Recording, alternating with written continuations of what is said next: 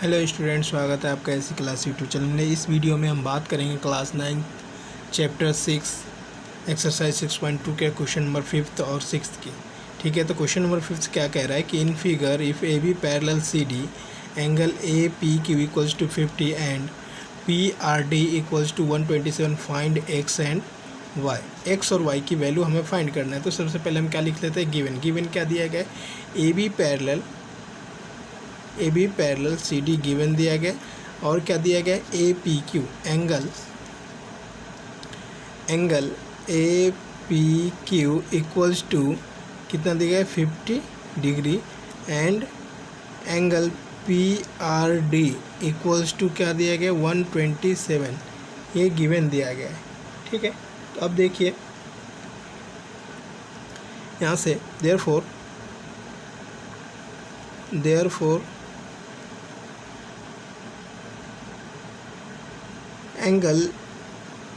Angle P Q R equals to angle A P Q. क्योंकि ये क्या है, अल्टरनेट एंगल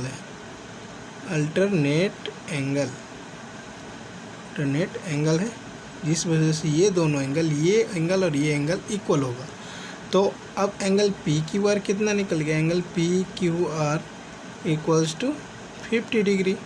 अब नेक्स्ट हमें क्या निकालना है, पी क्यू आर क्या है हमारा, पी क्यू आर एक्स की वैल्यू, तो एक्स इज इक्वल टू क्या आ गया, एक्स इक्वल्स टू हमारा ऑल्सो 50 हो गया। ठीक है, अब नेक्स्ट हमें क्या फाइंड करना है, नेक्स्ट हमें फाइंड करना है y की वैल्यू। तो y की वैल्यू कैसे फाइंड करेंगे, अब देखिए ये एंगल, ये पूरा ए पी आर, ठीक है, एंगल लिखेंगे यहाँ पे, angle A P R equals to angle P R D. क्योंकि ये भी अल्टरनेट एंगल है। क्या है, अल्टरनेट एंगल। तो एंगल ए पी आर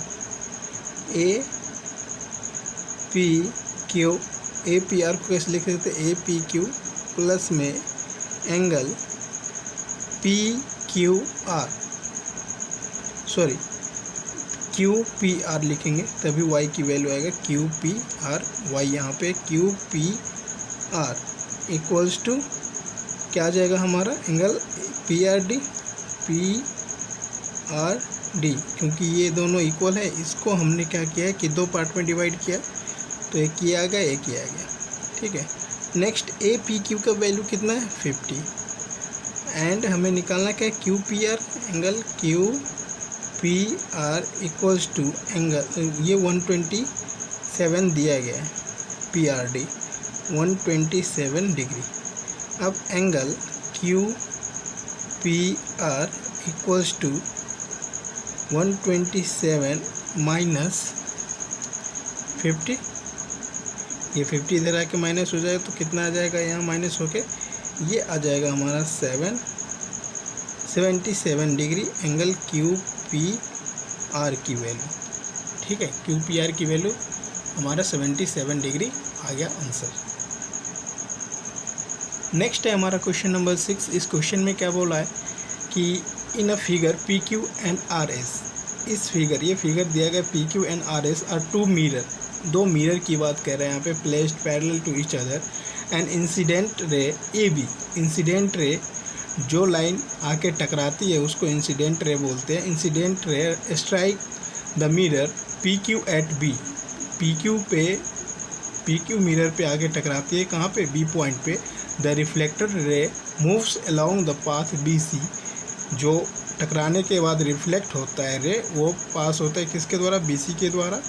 ठीक है, and strike the mirror R S, और फिर आर एस पे जाके टकराता है at C again, reflected back along C D, और वो सी के द्वारा फिर रिफ्लेक्ट हो जाता है। Prove that A B parallel C D, हमें यहाँ पे प्रूफ क्या करना है, A B parallel C D proof करना है। तो देखिए यहाँ पे हमने एक डायग्राम पहले से ही बना दिया, तो अब हम क्वेश्चन करना स्टार्ट करते हैं। ठीक है, यहाँ लिखेंगे draw B E parallel P Q. Draw B E हमारा क्या है, सॉरी ये वाला लाइन है, ये B E parallel P Q. ठीक है, B E parallel P Q आ जाएगा हमारा, सॉरी ये perpendicular, B E perpendicular P Q and ये एफ आ जाएगा हमारा, एफ क्या आ जाएगा, ये आ जाएगा C F perpendicular R S. ठीक है, अब यहाँ पे हमने एंगल का नाम डाल रखा है, इस परपेंडिकुलर की वजह से क्या क्या एंगल बना, एंगल 1 2 3 4। अब देखिए कि एंगल 1 इक्वल्स टू एंगल 2, क्यों, एंगल ऑफ इंसिडेंट क्या होता है, एंगल ऑफ इंसिडेंट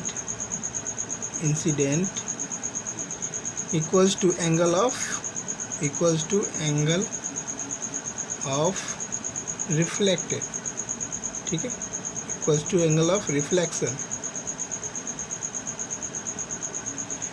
इंसिडेंट और रिफ्लेक्टेड दोनों के एंगल जो होते हैं वो क्या होता है, इक्वल होता है, जिस वजह से एंगल 1 और 2 इक्वल हो गया। इक्वेशन नंबर 1 इसको हम लेट कर लेते हैं। नेक्स्ट, अब इसी तरीके से सिमिलरली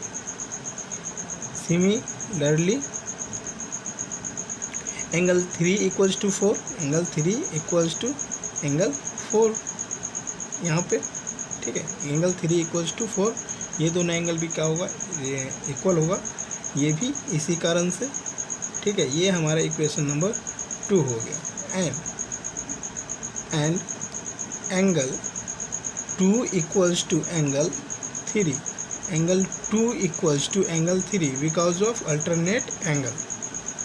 ये क्यों,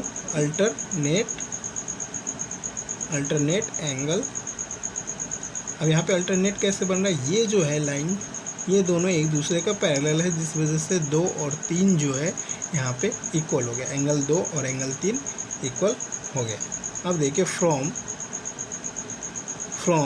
1 2 एंड 3, इन तीनों इक्वेशन से, ये तीसरा इक्वेशन हमारा, इन तीनों इक्वेशन से हमारा जो एंगल 1 और 4 है वो क्या हो गया, एंगल 1 और 4 इक्वल है। अब देखिए यहाँ पे क्या बोला है कि जो स्ट्राइक होने के बाद R S at C again reflect back along C D, दोबारा से वो रिफ्लेक्ट बैक हो जाता है सी डी पे। तो हम क्या करेंगे यहाँ पे कि दोनों को हम 2 से मल्टीप्लाई कर देते हैं, एंगल 1 को भी और एंगल 4 को भी। ठीक, एंगल 1 और 4 इक्वल कैसे होगा, एंगल 1 और 4 जैसे 1 2 के इक्वल है, 2 3 के इक्वल है यहाँ पे, और 3 जो है 4 के इक्वल है, जिस वजह से हमारा 1 और 4 इक्वल हो गया। अब देखिए, अब एंगल 1 को हम 2 बार लिख सकते हैं यहाँ पे, क्योंकि दो हमने दोनों तरफ 2 से मल्टीप्लाई किया, तो 2 बार लिख दिया। एंगल 4 को भी हम 2 बार लिख देते हैं। ठीक है, अब एंगल 1 की जगह पे, एंगल 1 की जगह पे हम 2 लिख देते हैं, और यहाँ पे 4 की जगह पे हम 3 लिख देते हैं। ठीक है, तो अब ये क्या हो गया, angle 1 plus angle 2 is equal to angle 3 plus angle 4। 1 और 2 क्या है, ये वाला एंगल है, और 3 और 4 कौन सा है, ये वाला एंगल है। अब देखिए, तो यहाँ पे हम ये लिख सकते हैं कि एंगल BCD, एंगल BCD ये वाला angle equals to angle ABC, angle ABC, ये दोनों इक्वल होगा। और यहाँ पे रीजन क्या देंगे, सिंस, यहाँ इधर करते हैं हम, since the alternate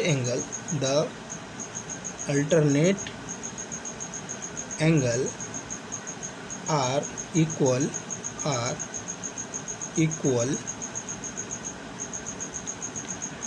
and alternate angle are equal, so फिर हेंस ए सी क्या प्रूफ करना था, A B parallel C D, यही प्रूफ करना था हमें। क्योंकि यहाँ पे हमने अल्टरनेट एंगल को इक्वल कर दिया तो हमारा जो ये लाइंस होंगे, ये लाइन और ये लाइन, ए बी लाइन और सी डी लाइन, वो दोनों क्या होगा, पैरेलल होगा। ठीक है, तो ये क्वेश्चन यहाँ पे सॉल्व हो गया।